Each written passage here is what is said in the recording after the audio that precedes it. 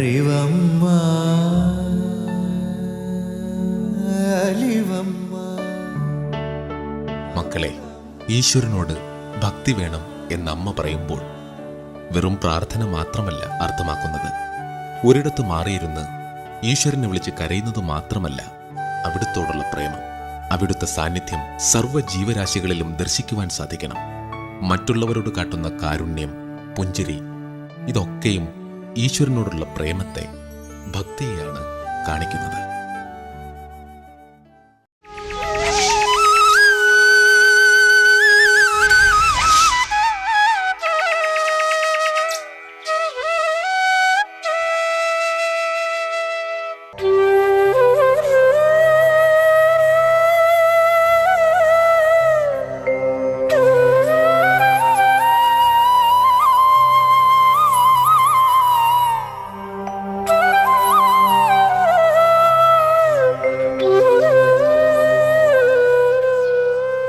തിരുവനന്തപുരം നഗരത്തിൽ നിന്നും 8.3 കിലോമീറ്റർ അകലെയുള്ള പാങ്ങോട് മിലിറ്ററി ക്യാമ്പിനടുത്താണ് പ്രശസ്തമായ ശ്രീ ഹനുമാൻ സ്വാമി ക്ഷേത്രം സ്ഥിതി ചെയ്യുന്നത്.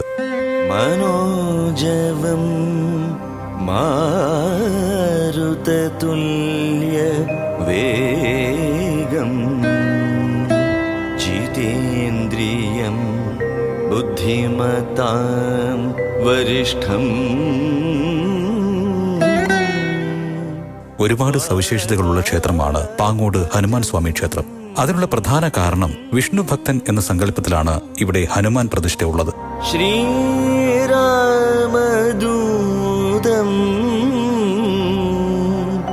ശരണം പ്രപദ്യേ. ഹനുമാൻ സ്വാമിയുടെ വലതുവശത്തായി മഹാദേവനും ഇടതുവശത്ത് മഹാവിഷ്ണു പ്രതിഷ്ഠയും ഉണ്ടെന്നുള്ളതാണ് മറ്റൊരു സവിശേഷത. പഴവങ്ങാടി ക്ഷേത്രം പോലെ തന്നെ ഇന്ത്യൻ കരസേനയുടെ മദ്രാസ് റെജിമെന്റാണ് ക്ഷേത്രകാര്യങ്ങൾ നോക്കി നടത്തുന്നത്.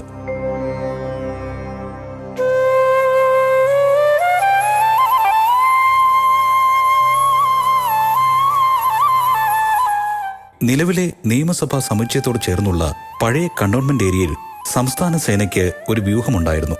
1935 കണ്ടോൺമെന്റിൽ നിന്ന് പാങ്ങോടിലേക്ക് പട്ടാളം മാറ്റിയതിന്റെ ഫലമായി പുതിയ കണ്ടോൺമെന്റ് ഏരിയയിൽ തങ്ങളുടെ സൈനികർക്ക് ആരാധനാലയം സ്ഥാപിക്കേണ്ടതിന്റെ ആവശ്യകത സംസ്ഥാന സേനയ്ക്ക് അനുഭവപ്പെടുകയും അങ്ങനെ പാങ്ങോട് ഒരു ക്ഷേത്രം സ്ഥാപിക്കുകയും ചെയ്തു.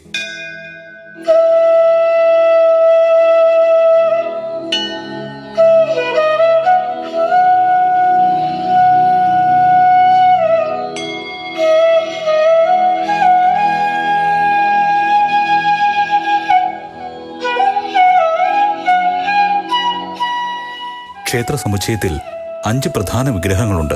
ഭഗവാൻ ഹനുമാൻ സ്വാമി, ശിവൻ, വിഷ്ണു, ഗണപതി, നാഗരാജാവ്. ഇവയിൽ ശിവന്റെ ചരിത്രം 175 വർഷക്കാലം പഴക്കമുള്ളതാണ്. 1836 ആലുവമൂഴിയിൽ നടന്ന വാർഷിക പ്രകടന സമയത്ത് അവർ ഒരു അരയാൽ മരത്തിന്റെ ചുവട്ടിൽ ഒരു ശിവന്റെ വിഗ്രഹം കണ്ടെത്തി. സൈനികർ അവിടെ ഡ്യൂട്ടിയിലുണ്ടായിരിക്കുമ്പോഴെല്ലാം ഈ വിഗ്രഹത്തെ ആരാധിച്ചു പോന്നു. AD 1840 ആയപ്പോഴേക്കും അവർ ഈ വിഗ്രഹം കണ്ടോൺമെന്റിലെ പട്ടാള ക്യാമ്പിലേക്ക് കൊണ്ടുപോയി. 1940 ഈ ശിവവിഗ്രഹം ഒരു ദശാബ്ദം മുമ്പ് പ്രതിഷ്ഠിച്ച പാങ്ങോടിലെ അന്നത്തെ വിഷ്ണു വിഗ്രഹത്തിന്റെ അരികിലേക്ക് മാറ്റി. ഹനുമാൻ സ്വാമിയുടെ വിഗ്രഹം കണ്ടോൺമെന്റിൽ നിന്ന് പാങ്ങോട്ടേക്ക് മാറ്റുന്നതിൽ ജ്യോതിഷ പ്രവചനങ്ങളും നാട്ടുകാരും എതിർത്തു. അതിനാൽ സംസ്ഥാന സേന പാങ്ങോട് ഹനുമാൻ സ്വാമിയുടെ ചിത്രം ശിവവിഗ്രഹത്തിന്റെ അരികിൽ കണ്ടോൺമെന്റിലെ സമാന സവിശേഷതകളോടെയുള്ള ഒരു ചിത്രം സൂക്ഷിച്ചു. പിന്നീട് നായർ ബ്രിഗേഡിയറിന്റെ സൈനിക ഫോർട്ട് ഏരിയയിൽ ആരാധിച്ചിരുന്ന ഹനുമാൻ സ്വാമിയുടെ ഒരു വിഗ്രഹം പാങ്ങോട് കൊണ്ടുവന്ന് പ്രതിഷ്ഠിച്ചു. പാങ്ങോട് മിലിറ്ററി ഏരിയയുടെ തെക്ക് പടിഞ്ഞാറ് ഭാഗത്ത് ഒരു പുരാതന ശ്രീകൃഷ്ണ വിഗ്രഹം അവഗണിച്ച നിലയിലായിരുന്നു. ഈ വിഗ്രഹത്തിന് ചില കേടുപാടുകൾ ഉണ്ടായിരുന്നതിനാൽ 1886 തന്ത്രി ഉപദേശപ്രകാരം മഹാവിഷ്ണുവിന്റെ വിഗ്രഹത്തിലേക്ക് ശക്തികൾ കൈമാറിയ ശേഷം നീക്കം ചെയ്ത് കടലിൽ നിമജ്ജനം ചെയ്തു. 1988 ശിവന്റെ പീഠം മാറ്റുന്നതിനൊപ്പം ഗണപതിയുടെയും നാഗങ്ങളുടെയും പ്രതിഷ്ഠയും സ്ഥാപിച്ചു. ശ്രീ ഹനുമാൻ സ്വാമി ക്ഷേത്ര സമുച്ചയത്തോട് ചേർന്ന് യുദ്ധസ്മാരകം സ്ഥാപിച്ച ശേഷം വിഗ്രഹങ്ങൾ അനുയോജ്യമായ സ്ഥലത്തേക്ക് മാറ്റാൻ ഭഗവാൻ ദേവപ്രശ്നത്തിലൂടെ പറഞ്ഞു. HQ-91 ഇൻഫൻട്രി ബ്രിഗേഡിയറിന്റെ പ്രധാന ഗേറ്റിന് പുറത്ത് സ്ഥിതി ചെയ്തിരുന്ന യഥാർത്ഥ ഹനുമാൻ സ്വാമി ക്ഷേത്രം 2011 ജൂലൈ 10 തിരുമല PTP നഗർ റോഡിന് അഭിമുഖമായി സ്റ്റേഷൻ വർക്ക്ഷോപ്പ് EMEക്ക് സമീപമുള്ള സ്ഥലത്തേക്ക് മാറ്റി. ധാരാളം ഭക്തരാണ് നിത്യേന ഈ ക്ഷേത്രത്തിൽ എത്തുന്നത്.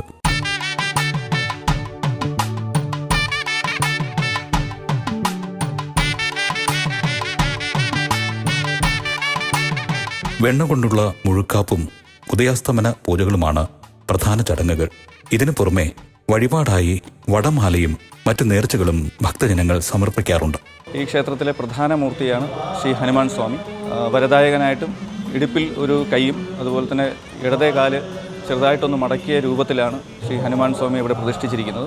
ഈ ക്ഷേത്രത്തിലെ പ്രധാനപ്പെട്ട ഉത്സവം എന്ന് പറയുന്നത് ധനുമാസത്തിലെ മൂലനക്ഷത്രത്തിൽ വരുന്ന ഹനുമത് ജയന്തിയാണ്. മിഥുന മാസത്തിലെ ചോതി നക്ഷത്രത്തിലാണ് നമുക്കിവിടെ പ്രതിഷ്ഠാ വാർഷികമായിട്ട് ആഘോഷിക്കുന്നത്. കർക്കിടക മാസത്തിൽ, രാമായണ മാസത്തിൽ സഹസ്രകലശവും ലക്ഷാർച്ചനയും എല്ലാ വർഷവും തന്ത്രിയുടെ മുഖ്യ കാർമ്മികത്വത്തിൽ നടത്തിപ്പോരുന്നു.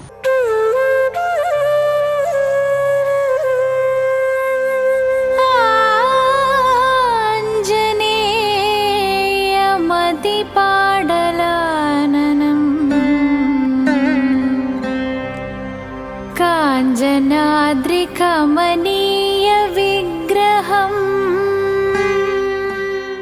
അടുത്തിടെ അയോധ്യയിലെ രാമക്ഷേത്ര പ്രതിഷ്ഠയുമായി ബന്ധപ്പെട്ട് ക്ഷേത്രത്തിലെ ചുമരുകളിൽ രാമായണ കഥ വിവരിക്കുന്ന ചിത്രങ്ങൾ വരച്ചു ചേർത്തിരുന്നു. ഭാവയാമി പവമാനനന്ദനം.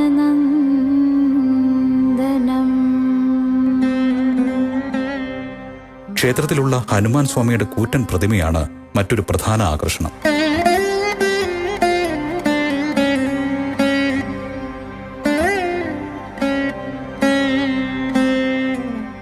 വിശേഷ ദിവസങ്ങളിൽ പ്രത്യേക പൂജകളും ഇവിടെ നടത്താറുണ്ട്. ക്ഷേത്ര ദർശന സമയം രാവിലെ 5 മണി മുതൽ 10:45 വരെയാണ്. വ്യാഴം ഒഴികെയുള്ള ദിവസങ്ങളിൽ രാവിലെ 5 മണി മുതൽ 12 മണി വരെ, വൈകുന്നേരം 5 മണി മുതൽ 8:30 വരെ. മനോജവം മാരുതതുല്യ വേഗം ജിതേന്ദ്രിയം ബുദ്ധിമതാം വരിഷ്ഠം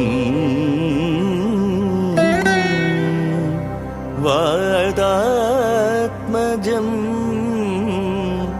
വാനരയൂഥ മുഖ്യം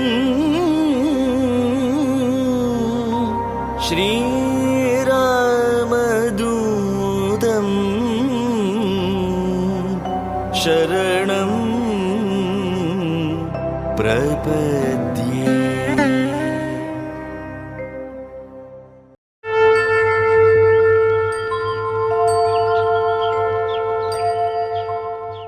ഉപനിഷത്ത് ആത്മയാഥാത്മ്യം വർണ്ണിക്കുമ്പോൾ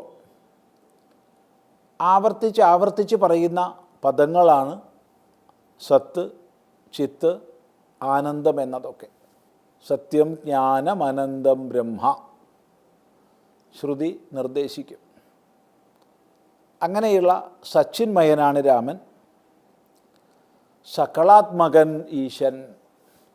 ഇപ്പോൾ വാസ്തവത്തിൽ നിരവയവനാണെങ്കിലും യാതൊരവയവവും തന്നെ അവിടെ ഇല്ലെങ്കിലും സകളനും അവിടുന്ന് തന്നെയാണ്, നിഷ്കളനും അവിടുന്ന് തന്നെയാണ്. ശ്രദ്ധ തുടങ്ങി നാമം വരെയുള്ള 16 കലകളെക്കുറിച്ച് വേദാന്തം വർണ്ണിക്കുന്നുണ്ട്. ശ്രദ്ധ, പ്രാണൻ, പഞ്ചഭൂതങ്ങൾ തുടങ്ങി ഈ പ്രപഞ്ചാകാരത്തിൽ സത്യം പ്രകാശിക്കുന്ന വിവിധ കലകൾ, ആ 16 കലകളോട് കൂടിയവനെ സകളൻ എന്ന് പറയാം.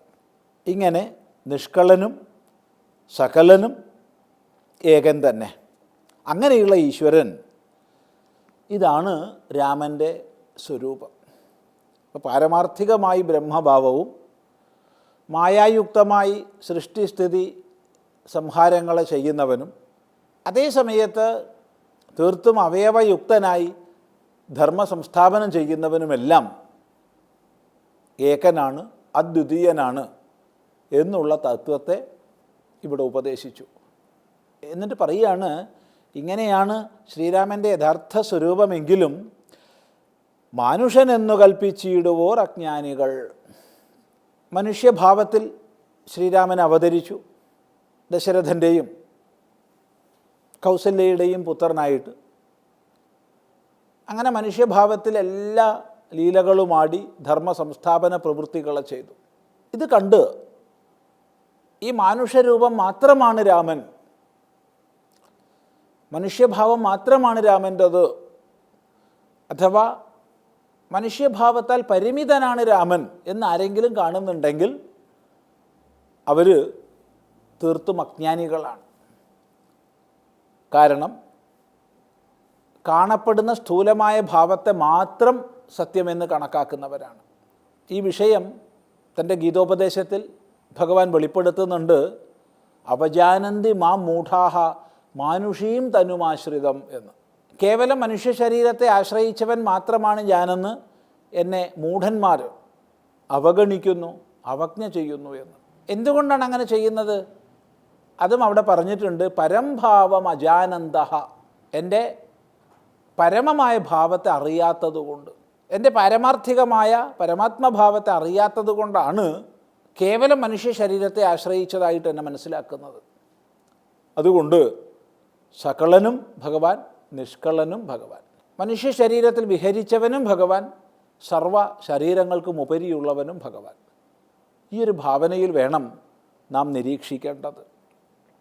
അതാണ് ഇങ്ങനെയെല്ലാമുള്ള രാമനെ മാനുഷനെന്ന് കൽപ്പിച്ചിടുവോർ അജ്ഞാനികൾ. എന്തുകൊണ്ടാണ് അങ്ങനെ സംഭവിക്കുന്നത്? മാനസം മായാതമസംവൃതമാകമൂലം. കാണുന്ന ആളുടെ ദൃഷ്ടിക്കനുസരിച്ചാണല്ലോ കാഴ്ച. നമ്മൾ ഓരോരുത്തരും നമ്മുടെ ദൃഷ്ടിക്കനുസരിച്ചാണ് ലോകത്തെ കാണുന്നത്. ഇപ്പം പരമമായ തത്വബോധം പ്രകാശിക്കാത്തത് കൊണ്ട് സ്ഥൂലമായി കാണപ്പെടുന്നത് മാത്രം സത്യമെന്ന് കരുതുന്ന തലത്തിൽ നമ്മൾ അതിനപ്പുറത്തുള്ള പാരമാർത്ഥിക ഭാവത്തെ മനസ്സിലാക്കില്ല. അതാണ് സൂചിപ്പിക്കുന്നത് മാനസം മായാതമസംവൃതമാകമൂലം. മായയുടെ തമോ ഗുണത്താൽ സംവൃതമാക്കപ്പെടുന്നത് മൂലം, മറയ്ക്കപ്പെടുന്നത് മൂലം. എന്ത്? മാനസം. ഇവിടെ മാനസം എന്നുള്ളതിനെ മനസ്സ്, ബുദ്ധി എന്നിവയെ എല്ലാം ചേർത്ത് അന്തഃകരണം എന്നർത്ഥം മനസ്സിലാക്കുക. ഇപ്പം നമ്മുടെ അന്തഃകരണം തമോ ഗുണത്താൽ മറയ്ക്കപ്പെടുന്നത് കൊണ്ടാണ് പാരമാർത്ഥികമായ രാമതത്വത്തെ തിരിച്ചറിയാതെ നമ്മൾ സ്ഥൂലമായ ദൃശ്യത്തെ മാത്രം സത്യമെന്ന് കണക്കാക്കുന്നത്. അതാണ് മാനസം മായാതമസംവൃതമാകമൂലം എന്ന് പറഞ്ഞത്. സീതാരാഘവമരുൾ സൂനു സംവാദം മോക്ഷസാധനം ചൊൽവൻ നാഥേ കേട്ടാലും തെളിഞ്ഞു നീ. ഈ രാമചരിതത്തെയും രാമതത്വത്തെയും ശരിക്ക് ബോധിപ്പിക്കുന്നതായ സീതയും രാമനും മരുത്സൂനുവും, മരുത്സൂനു വായുപുത്രൻ, വായുപുത്രനായ ഹനുമാൻ. ഇപ്പോൾ ശ്രീരാമനും സീതയും ഹനുമാനും തമ്മിലുള്ള ഒരു സംവാദമുണ്ട്, ഒരു സംഭാഷണമുണ്ട്. അത് ഞാൻ പറഞ്ഞു തരാം. എന്താണ് ഈ സംഭാഷണം? മോക്ഷസാധനം, പരമമായ മുക്തിക്ക് സാധനമാണ് സീതാ രാമ ഹനുമത് സംവാദം. ആ ഒരു സീതാരാമ ഹനുമത് സംവാദത്തെ ഞാൻ പറഞ്ഞു തരാം. നാഥേ കേട്ടാലും തെളിഞ്ഞു നീ. വളരെ തെളിഞ്ഞ മനസ്സോടുകൂടെ ശ്രദ്ധയോടുകൂടെ നീ കേട്ടാലും എന്ന് പറഞ്ഞ് ശ്രീരാമനും സീതാദേവിയും ഹനുമാനും തമ്മിലുള്ള ഉണ്ടായിട്ടുള്ള ഒരു സംഭാഷണത്തെ വർണ്ണിക്കുകയാണ് മോക്ഷപ്രദമായിട്ട് ഇവിടെ ശ്രീ പരമേശ്വരൻ ചെയ്യുന്നത്. മൂലത്തെ അനുസരിച്ച് തന്നെയാണ് ഈ ഭാഗം അനുവാദം ചെയ്യപ്പെട്ടിട്ടുള്ളതെന്ന് അറിയുക. ശ്രീമദ് ഭാഗവതത്തിൽ എങ്ങനെയാണ് ഭഗവാനെ കിട്ടേണ്ടത് എന്നൊരു ചോദ്യം വരുന്ന സമയത്ത് പ്രഹ്ലാദൻ പറയുന്ന ഒരു ശ്ലോകം, വളരെ പ്രസിദ്ധമായിട്ടുള്ളൊരു ശ്ലോകമാണ്. നവധാ ഭക്തി എന്നാണ് അതിനെ വിശേഷിപ്പിക്കുന്നത്. ആ ശ്ലോകം ഭാഗവതത്തിൽ വരുന്നത് ഇങ്ങനെയാണ്. 7ാമത്തെ സ്കന്ധത്തിൽ ശ്രവണം കീർത്തനം വിഷ്ണു, സ്മരണം പാദസേവനം, അർച്ചനം വന്ദനം ദാസ്യം, സഖ്യം ആത്മനിവേദനം. 9 വഴികളിലൂടെ ഭഗവാനെ കണ്ടെത്താം എന്ന് പ്രഹ്ലാദൻ പറയുന്നു. അതിൽ 1ാമത്തെ വഴി ശ്രവണം ആണ്, കേൾക്കുക. ഭഗവാനെ കുറിച്ചിട്ടുള്ള കഥകളായിക്കൊള്ളട്ടെ, കീർത്തനങ്ങളായിക്കൊള്ളട്ടെ, ഇതെല്ലാം കേൾക്കുന്നതിലൂടെ തന്നെ ആത്യന്തികമായിട്ട് ഭഗവാന് ലഭിക്കും. നവതാഭക്തികളിൽ ഒന്നാമത്തെ സ്ഥാനം അലങ്കരിക്കുന്ന ശ്രവണത്തിലൂടെ, അതായത് ഭഗവാനെ കുറിച്ചിട്ടുള്ള കഥകളും കീർത്തനങ്ങളും കേട്ടുകൊണ്ട് ഭഗവാനായി തീർന്ന, അല്ലെങ്കിൽ ഭഗവാന്റെ ധർമ്മപത്നി സ്ഥാനം അലങ്കരിച്ച, ഭഗവാന്റെ ഏറ്റവും പ്രിയപ്പെട്ട പത്നിയായിട്ടുള്ള രുക്മിണി ദേവിയെക്കുറിച്ചാണ് ഈ അധ്യായത്തിൽ നമ്മൾ സംസാരിക്കുന്നത്. സാക്ഷാൽ ശ്രീകൃഷ്ണ ഭഗവാന്റെ ധർമ്മപത്നി സ്ഥാനം അലങ്കരിക്കുന്ന രുക്മിണിക്ക് ഭഗവാനെ കിട്ടിയത് ശ്രവണം ഒന്നുകൊണ്ട് മാത്രമാണ് എന്ന് പറയാൻ സാധിക്കും. ആ കഥ നമുക്കൊന്ന് പരിചയപ്പെടാം. രുക്മിണി എന്ന് പറയുന്ന രാജകുമാരി വിദർഭ എന്ന രാജ്യത്തെ കുണ്ടിനം എന്ന രാജധാനിയിൽ ഭീഷ്മകൻ എന്ന രാജാവിൻ്റെ മകളായിട്ടാണ് ജനിക്കുന്നത്. രുക്മിണിക്ക് മൂത്ത 5 ജ്യേഷ്ഠന്മാരുണ്ടായിരുന്നു. അതിലേറ്റവും മുതിർന്ന ആളാണ് രുക്മി. ചെറുപ്പം തൊട്ടേ രുക്മിണി വിദർഭയിലേക്ക് വരുന്ന സത്സംഗങ്ങൾ വളരെയധികം ശ്രദ്ധയോടുകൂടി കേട്ടിരുന്നു. ഓരോ മഹാത്മാക്കളും തൻ്റെ അച്ഛനായിട്ടുള്ള മഹാരാജാവായിട്ടുള്ള ഭീഷ്മകനെ കാണാൻ വരുന്ന സമയത്ത് നിരവധിയായിട്ടുള്ള കഥകൾ, പ്രത്യേകിച്ച് ദ്വാരകയിലും അമ്പാടിയിലും ഗോകുലത്തിലും വെച്ച് നടന്നിട്ടുള്ള കൃഷ്ണൻ്റെ കഥകൾ പറഞ്ഞുകൊണ്ടേയിരുന്നു. ഭീഷ്മകനാണ് ഈ കഥകളൊക്കെ കേൾക്കുന്നുള്ളത് എങ്കിലും തൊട്ടടുത്ത് തന്നെ ഇരുന്നു കൊണ്ട് രുക്മിണി അതിലേറെ സ്നേഹത്തോടു കൂടി, അതിലേറെ ഭക്തിയോടുകൂടി ഭഗവാന്റെ കഥകൾ കേട്ടു. ഭഗവാനെ മാത്രമേ ഭർത്താവായിട്ട് സ്വീകരിക്കൂ എന്ന് തീരുമാനിച്ചു.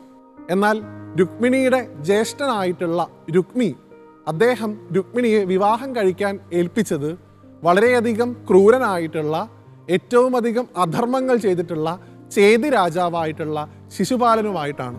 തൻ്റെ വിവാഹത്തിൻ്റെ തലേന്നാണ് രുക്മിണി അറിയുന്നത് താൻ വിവാഹം കഴിക്കാൻ പോകുന്നത് ദ്വാരകാധീശനായിട്ടുള്ള ശ്രീകൃഷ്ണനെയല്ല, മറിച്ച് ശിശുപാലനെയാണെന്ന്. ആ ഭഗവതിയെ സഹായിക്കാൻ ആരും തന്നെ ഇല്ലായിരുന്നു. ദ്വാരക വളരെയധികം ദൂരെയായിരുന്നു. തനിക്ക് ഇങ്ങനെ ഒരു ഇഷ്ടമുണ്ട് എന്നുള്ളത് പോലും കൃഷ്ണൻ അറിയുമോ എന്ന് പോലും രുക്മിണിക്ക് സംശയമായിരുന്നു. ആ സമയത്ത് അവിടെ ഒരു ബ്രാഹ്മണൻ പ്രത്യക്ഷപ്പെടുകയും രുക്മിണി എഴുതിയ സന്ദേശം കൊണ്ട് ബ്രാഹ്മണൻ ദ്വാരകയിലേക്ക് പോവുകയും ഭഗവാനെ രുക്മിണിയുടെ സന്ദേശം വായിച്ച് കേൾപ്പിക്കുകയും ചെയ്തു. അവിടെ വെച്ചാണ് ഭഗവാൻ തൻ്റെ രഥം എടുത്തുകൊണ്ട് വിദർഭയിലേക്ക് അതിവേഗത്തിൽ യാത്ര ചെയ്യുന്നതും രാവിലെ ക്ഷേത്ര സന്ദർശനത്തിന് എത്തിയ രുക്മിണിയെ തൻ്റെ ആ രഥത്തിലേക്ക് രാക്ഷസ വിധിപ്രകാരം കൈപിടിച്ച് കയറ്റി തട്ടിക്കൊണ്ടു പോവുകയാണ് എന്ന വ്യാജേന രുക്മിണിയുമായി അതിവേഗത്തിൽ ദ്വാരകയിലേക്ക് സഞ്ചരിച്ചത്. ശിശുപാലൻ ഉൾപ്പെടെയുള്ള നോക്കി നിന്നിരുന്ന മുഴുവൻ രാജാക്കന്മാരെയും നിഷ്പ്രഭനാക്കിക്കൊണ്ട് ഭഗവാൻ തൻ്റെ രഥം വളരെ എളുപ്പത്തിൽ, വേഗതയിൽ ദ്വാരകയിലേക്ക് സഞ്ചരിപ്പിച്ചു. ഈ സമയത്ത് രുക്മി എന്ന് പറയുന്ന രുക്മിണിയുടെ മൂത്ത ജ്യേഷ്ഠൻ മാത്രം ഭഗവാനെ പിന്തുടർന്നു. വഴിയിൽ വെച്ച് രുക്മിയും ഭഗവാനും തമ്മിൽ യുദ്ധമുണ്ടാവുന്നു. ഭഗവാൻ തൻ്റെ കയ്യിലുള്ള ഖഡ്ഗം വാളുകൊണ്ട് രുക്മിയെ വധിക്കാൻ വേണ്ടി ശ്രമിക്കുന്നു. ബലരാമൻ്റെയും രുക്മിണിയുടെയും അഭ്യർത്ഥന പ്രകാരം രുക്മിയെ ഭഗവാൻ വെറുതെ വിടുന്നു. അദ്ദേഹത്തെ അപമാനിക്കുകയാണ് ചെയ്യുന്നത്. ഇതോടുകൂടി രുക്മി തീരുമാനിക്കുന്നു, ഇനി കൃഷ്ണനെ തോൽപ്പിക്കാതെ വിദർഭയിലേക്ക് തിരിച്ചു വരില്ല. അവിടെ വെച്ച് ബലരാമസ്വാമിയുടെ ഉപദേശങ്ങളൊക്കെ സ്വീകരിച്ച രുക്മിണി ദ്വാരകയിലേക്ക് പോവുകയും ഭഗവാനെ വിദ്യാവണ്ണം വിവാഹം ചെയ്യുകയും ചെയ്തു എന്നുള്ളതാണ് രുക്മിണി സ്വയംവരം കഥ. യഥാർത്ഥത്തിൽ ഈ കഥ കൊണ്ട് മനസ്സിലാക്കേണ്ടത് എന്താണ്? രുക്മിണി എന്ന് പറയപ്പെടുന്നത് വെറും ഒരു രാജകുമാരി മാത്രമല്ല, അത് ഒരു മഹാലക്ഷ്മിയുടെ അവതാരമായിട്ടുള്ള കഥാപാത്രം മാത്രമല്ല. ഈ രുക്മിണിയാകുന്ന മനസ്സാണ് നാം ഭഗവാനെ കാത്തിരിക്കാനായി പഠിപ്പിക്കേണ്ടത്. ഈ രുക്മിണിയാകുന്ന മനസ്സിനെ ഭഗവാന് കൊടുക്കാൻ ഒട്ടും താല്പര്യമില്ലാത്ത 5 ജ്യേഷ്ഠന്മാരെ കുറിച്ച് പറഞ്ഞു. ആ 5 ജ്യേഷ്ഠന്മാർ എന്ന് പറയുന്നത് നമ്മുടെ 5 ഇന്ദ്രിയങ്ങളാണ്. ആ 5 ഇന്ദ്രിയങ്ങൾക്കും നമ്മുടെ മനസ്സ് ഭഗവാനിൽ എത്തിച്ചേരുന്നതിൽ തീരെ താല്പര്യമേ ഇല്ല. അവർക്കെപ്പോഴും ശിശുപാലനായിട്ടുള്ള ലൗകികമായിട്ടുള്ള വിഷയങ്ങളിലേക്ക് മനസ്സിനെ ഏൽപ്പിക്കാനാണ് താല്പര്യം. നമ്മളാണ് എന്ത് ചെയ്യേണ്ടത്? സത്സംഗം കൊണ്ട്, ശ്രവണം കൊണ്ട്, ഈ ഇന്ദ്രിയങ്ങളെ തോൽപ്പിച്ചുകൊണ്ട് ഭഗവാനിലേക്ക് നമ്മുടെ മനസ്സാകുന്ന രുക്മിണിയെ കൊണ്ടെത്തിച്ചു കൊടുക്കേണ്ട ഉത്തരവാദിത്വം നമ്മൾ ഓരോരുത്തരുമാകുന്ന ജീവാത്മാവിനാണ്. ആ ജീവാത്മാവിൻ്റെയും പരമാത്മാവിൻ്റെയും ഐക്യമായിരിക്കണം രുക്മിണിയെയും കൃഷ്ണനെയും ഒരുമിച്ച് കാണുമ്പോൾ നമ്മുടെ മനസ്സിലേക്ക് ഉണ്ടാവേണ്ടത്. ഇത് തന്നെയാണ് രാധാകൃഷ്ണ സങ്കല്പവും, ഇത് തന്നെയാണ് ശിവപാർവതി സങ്കല്പവും. പ്രകൃതിയും പുരുഷനും ഒരുമിച്ച് ചേർന്ന് നിൽക്കുമ്പോഴുള്ള ആ ആത്യന്തികമായിട്ടുള്ള ആനന്ദാവസ്ഥയാണ് ഈ കഥയും ആത്യന്തികമായി പറഞ്ഞു വെക്കുന്നത്. വരുന്ന തലമുറയിലുള്ള കുട്ടികൾക്ക് ശ്രവണത്തിൻ്റെ പ്രാധാന്യം പഠിപ്പിച്ചു കൊടുക്കാൻ നാം സമയം കണ്ടെത്തേണ്ടതായിട്ടുണ്ട്. ശ്രവണത്തിലൂടെ ആത്യന്തികമായിട്ടുള്ള ലക്ഷ്യം മോക്ഷപ്രാപ്തി, ഭഗവാന്റെ സാമീപ്യം, സാരൂപ്യം, സാലോക്യം, മോക്ഷം ഇതെല്ലാം കൈവരിക്കാൻ നമുക്ക് സാധിക്കും എന്ന് രുക്മിണീ ദേവിയുടെ കഥ നമ്മളെ പഠിപ്പിക്കുന്നു.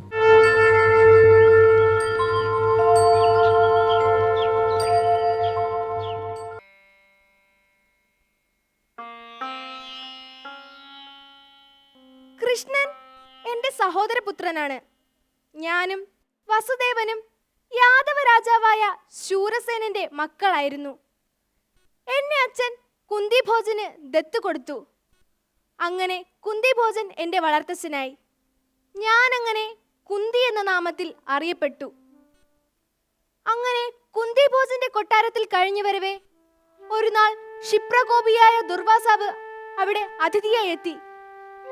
എന്നെയാണ് അദ്ദേഹത്തെ പരിചരിക്കുവാൻ വേണ്ടി നിയോഗിച്ചത്. ഒരു ദിവസം അദ്ദേഹം കുളിക്കാൻ പോകുമ്പോൾ എന്നോട് പറഞ്ഞു, കുളി കഴിഞ്ഞു വരുമ്പോഴേക്കും ഊണ് തയ്യാറാക്കണം. ഞാൻ ക്ഷീണം നേരം കൊണ്ട് ഊണ് തയ്യാറാക്കി.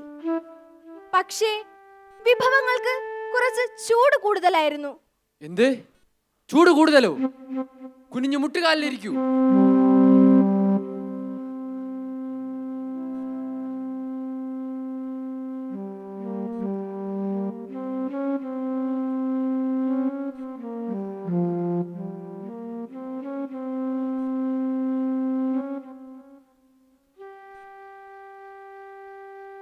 ആ ചൂട് ഭക്ഷണ പദാർത്ഥങ്ങൾ എന്റെ മുതുകിലായിരുന്നു. എന്റെ മുതുക് ചുട്ടു പുളയ്ക്കുന്നുണ്ടായിരുന്നു. ഞാൻ വേദന അടക്കി പിടിച്ച് സന്തോഷം പ്രകടിപ്പിച്ചു. അതിൽ സന്തുഷ്ടനായ മുനിവര്യൻ എനിക്കൊരു മന്ത്രം പറഞ്ഞു തന്നു. ഇഷ്ടദേവനെ പ്രാപിക്കുവാനുള്ള മന്ത്രം. ആ മന്ത്രം ഉപയോഗിച്ചാണ് എന്റെ പതിയുടെ മാനം രക്ഷിച്ചത്.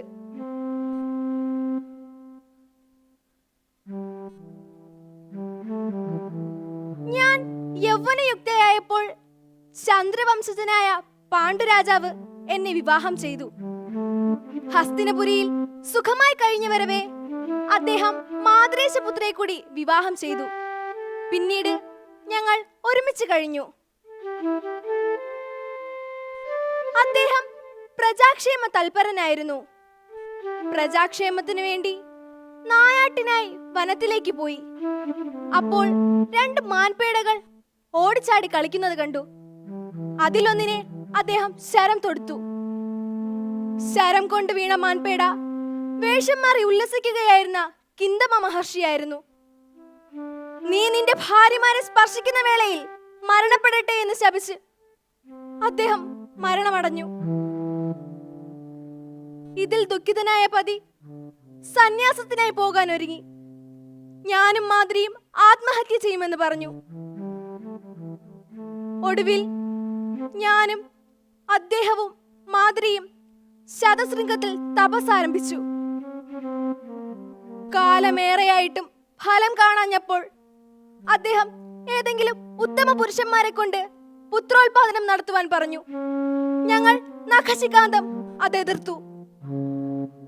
അപ്പോഴാണ് മഹർഷി ദുർവാസാവ് തന്ന മന്ത്രത്തെ പറ്റി ഞാൻ പതിയോട് പറഞ്ഞത്. അദ്ദേഹം അത് സമ്മതിച്ചു. അങ്ങനെ വരമ്പലത്താൽ എനിക്ക് 3 പുത്രന്മാരും മാതൃക്ക് 2 പുത്രന്മാരും ജനിച്ചു. ശേഷം വസന്തകാലത്തിൽ വനാന്തരത്തിലെ ലതാകുടീരത്തിൽ വെച്ച് പതി പാണ്ഡവും മാതൃയും ആശ്ലേഷബദ്ധരായി. പതിക്ക് മരണം സംഭവിച്ചു. അദ്ദേഹത്തിന്റെ ചിതയിൽ ചാടി മാതൃ മരിക്കുകയും ചെയ്തു. ഞാൻ 5 പൊന്നോമനകളെയും വളർത്തിക്കഴിഞ്ഞു. എല്ലാം ഇന്നലെ നടന്നതുപോലെ.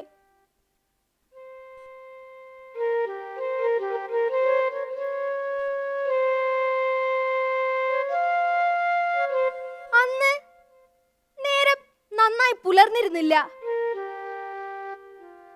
നേരം കുറെ കഴിഞ്ഞിരിക്കണം. ആകാശത്ത് പറവകൾ ശബ്ദത്തോടെ പറന്നു. അപ്പോൾ കിഴക്കേ വാനം പ്രകാശിച്ചു തുടങ്ങി. സ്വർണവർണ്ണമാർന്ന അമ്പരത്തിൽ അരുണന് പിന്നിൽ തേജോമയനായ അർക്കൻ കനകസിംഹാസനത്തിൽ ആസനസ്ഥനായിരിക്കുന്ന കാഴ്ച എന്റെ മനസ്സിനെ വല്ലാതെ ഉലച്ചു. ഞാൻ അദ്ദേഹത്തെ പ്രേമത്തോടെ നോക്കി.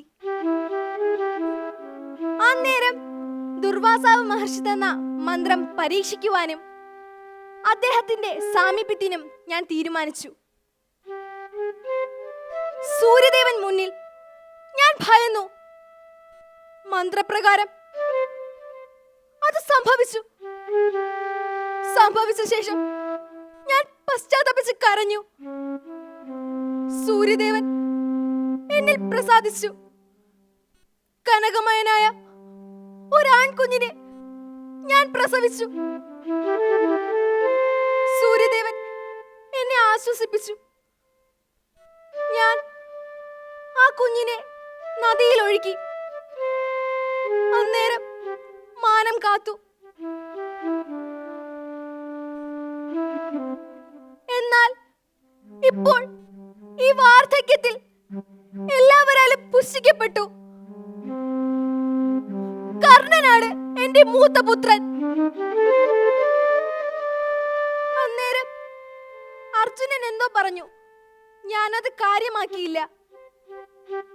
പിതൃതർപ്പണത്തിന് ശേഷം ഗാന്ധാരിയുടെയും ധൃതരാഷ്ട്രരുടെയും കൂടെ ഞാൻ വനത്തിലേക്ക് പോയി.